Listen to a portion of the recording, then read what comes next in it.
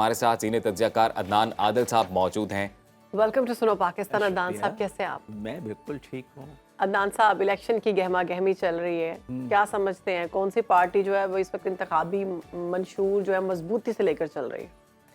इंतखाबी मंशूर तो नारों तक होता है और उसमें पीपल्स पार्टी ने ज़्यादा अग्रेसिव जारहाना कैंपेन की है बिलावल भुट्टो ने, और ये उनकी पहली एक तरह से कैंपेन थी जी। और पार्टी लीडर के तौर पर और आसपा कहीं कहीं उनके साथ थी, लेकिन बहुत जारहाना। और उन्होंने अपने इत्तेहादी जो नून लीग जिनके साथ मिलकर उन्होंने हुकूमत में भी रहे, वो PDM में, उन पर बड़े ताबड़तोड़ हमले किए। वो चाह रहे हैं कि उन्हें PTI के मुतबादिल के तौर पर लोग जो हैं कबूल कर लें और बानी PTI की जगह वो ले लें। लेकिन अभी तक मुझे नहीं लगता कि लोग ऐसा कबूल कर रहे हैं। लेकिन उनका मंशूर जो है वो अट्रैक्टिव है। वो कह रहे हैं 5 साल में अगर उनको हुकूमत बनाने का मौका मिला, लोगों की आमदन दुगनी कर देंगे। 300 यूनिट बिजली के जो इस्तेमाल करते हैं कम आमदन वाले लोग, वो मुफ्त कर देंगे। बहरहाल ये एक प्रैक्टिकल बात है या नहीं, ये अलग मसला है, क्योंकि इतने पैसे हुकूमत के पास कहाँ हैं। क्योंकि पहले ही हुकूमत का जो खसारा है वो 8-9 हज़ार अरब रुपए सालाना का है, तो वो ऊपर से बिजली भी मुफ्त देगी तो कहाँ से देगी? कर्जे लेके खत्म किया जा रहा है। जबकि नवाज शरीफ जो है उनका पुराना जो स्टाइल है कि मैं मोटरवे बना दूंगा, आगे से भी मोटरवे, पीछे से भी मोटरवे, फैसलाबाद में ऑरेंज ट्रेन चला दूंगा, मरी में ट्रेन चला दूंगा, सियालकोट में भी ट्रेन चला दूंगा लाहौर से। तो उसके लिए पैसे कहाँ हैं? मुल्क मकरूज है 130 अरब डॉलर का।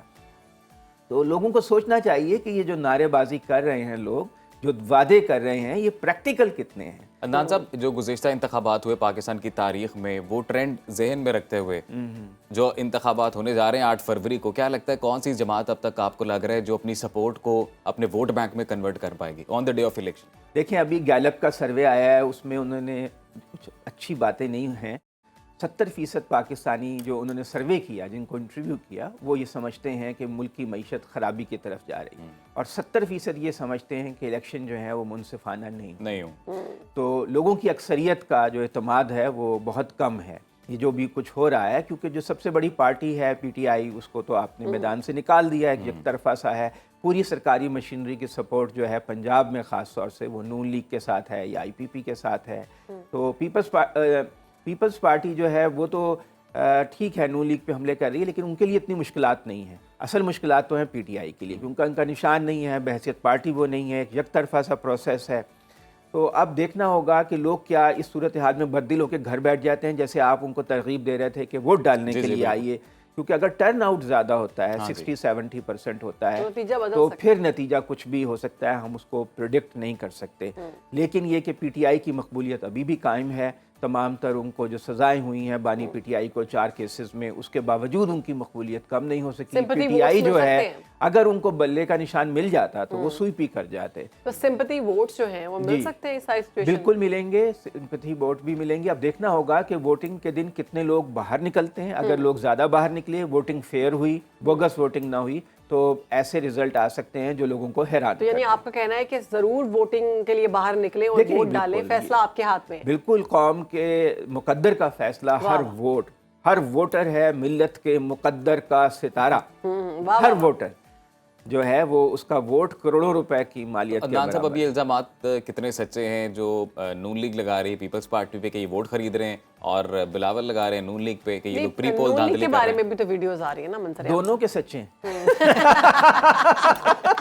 दोनों सच्चे हैं, दोनों सच्चे हैं, दोनों सच्चे हैं। दोनों एक दूसरे की खामियां उछाल रहे हैं, अपनी नहीं बता रहे। और आसिफ साहब ये भी कह रहे हैं कि जो बानी PTI के साथ हो रहा है ये अल्लाह का इंतकाम है, कुदरत का जो है ना, ये जवाब है उनको। पता नहीं कुदरत का जवाब है या सरकारी मशीनरी का जवाब है।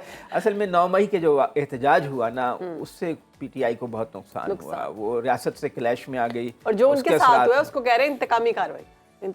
वो तो हर सियासतदान ऐसे ही कहता है। तो अब मतलब है, अब क्या कह सकते हैं, जब अदालतें जो हैं वो सबको बरी कर देती हैं। कोई आपको पता है पाकिस्तान में सारा निज़ाम कैसे चल रहा है, तो इस पे क्या आप कमेंट किया? तो अभी PTI की अदनान साहब जो सूरत हाल आपको लग रहा है उनका सपोर्टर बड़ी तादाद में निकलेगा, वोट कास्ट करेगा? लगता तो यही निकलेगा। अगर उनका वोटर 70% या 60% भी बाहर निकल आया तो बहुत बड़े बड़े अपसेट हो सकते हैं। और फिर सिचुएशन, हाँ जी यही पूछना चाह रहा था मैं कि अपसेट हो सकते हैं, फिर सिचुएशन डिफरेंट होगी, कोलिशन बनाना पड़ेगा। बहुत से लोग ये सोच रहे हैं कि जो आज़ाद लोग जीतेंगे शायद वो IPP इस्तेकाम पाकिस्तान पार्टी, जहांगीर तरीन की पार्टी में चले जाएं। अब देखिए ना, अभी भी जो आज़ाद उम्मीदवार हैं उनको भी गिरफ्तार किया जा रहा है, उनके दफातर पे भी छापे हो रहे हैं। अब जो जहांगीर तरीन के मुखालिफ उम्मीदवार खातून इफ़त सुमरो, वो गायब हो गई, कहा गया है कि उन्हें उठा लिया गया है, बाद लोग कह रहे हैं वो रिटायर हो गई हैं।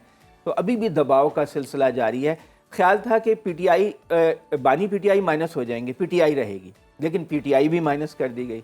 अब PTI माइनस हो गई तो अब ख्याल था कि आज़ाद उम्मीदवारों को आज़ादी से इलेक्शन लड़ने दिया जाएगा, वो भी नहीं हो रहा, उनके ऊपर भी सख्ती की जा रही है। अब ये सिलसिला कहाँ रुकेगा ये मालूम अदनान नहीं। साहब 2018 के इलेक्शंस की तरह क्या हाँ। सिस्टम बैठ तो नहीं जाएगा EMS?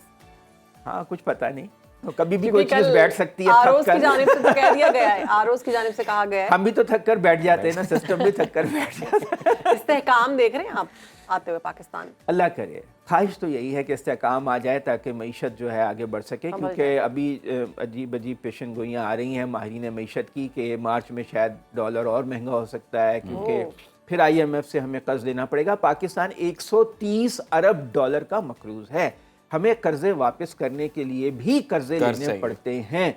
ये बात लोगों को सोचनी चाहिए कि जो बड़े बड़े मंसूबे हम कहते हैं ना बन गए, ये कर्जों से बनते हैं, उनको हमें अदा करना पड़ता है अपने टैक्स से। का एहसान नहीं है, नहीं, किसी का एहसान नहीं, बल्कि हम मकरूज हो रहे हैं, हमें टैक्स ज़्यादा देने पड़ते हैं, महंगाई होती है, उससे रुपए की वैल्यू गिरती है। जितने कर्जे बढ़ते हैं रुपए की वैल्यू गिरती जाती है।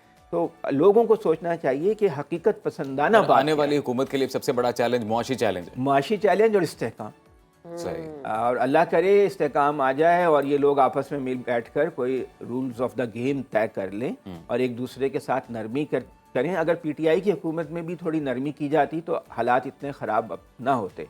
उन्होंने भी ज़्यादा सख्ती की तो अब उनके साथ भी ज़्यादा सख्ती, उनके साथ कुछ ज़्यादा ही ज़्यादा सख्ती हो रही है। लेकिन ये भी अदनान साहब कहा जा रहा है ना कि बानी चेयरमैन ने जो मैन्यूवर करने की कोशिश की थी अपने आखिरी अदवार में जब वो ताकत में थे, तो उससे सिफारती ताल्लुकात को बड़ा नुकसान हुआ। नुकसान तो हुआ ना फिर पाकिस्तान को। सिफारती ताल्लुकात को देखें, वो उनका ख्याल ये है कि किसी दूसरे मुल्क को हमें डिक्टेशन नहीं देनी चाहिए कि इसको बदलो, इसको हटाओ, इसको लाओ। ये बात तो सही है, पाकिस्तान एक आज़ाद खुद मुख्तार मुल्क है, हमें दूसरे मुल्कों से कोई मुदाखलत जो है वो बर्दाश्त नहीं करनी चाहिए। लेकिन ये कि उसको ज़रा ज़्यादा टैक्टफुली हैंडल कर लिया जाता तो अच्छा था। बहरहाल अब जो कुछ हो चुका है उस पर अवाम ने तो उनका ही नुक्ता नज़र कबूल किया है। अगर आप फेयर बात करें तो जो उनकी मकबूलियत है वो कम नहीं हो सकी, अवाम में उनकी मकबूलियत है, लेकिन कानूनी तौर पे वो इतनी मुश्किलात का शिकार हैं कि लगता है 1-2 साल तक वो उन मुश्किलात का शिकार रहेंगे। मुश्किलात के शिकार हैं। बहुत शुक्रिया अदनान साहब, आपने वक्त दिया, पाकिस्तान को वक्त दिया जी। तो ये थी सियासी सूरत हाल को लेकर और इंतखाबात को लेकर अदनान साहब ने अपना तजिया पेश किया है।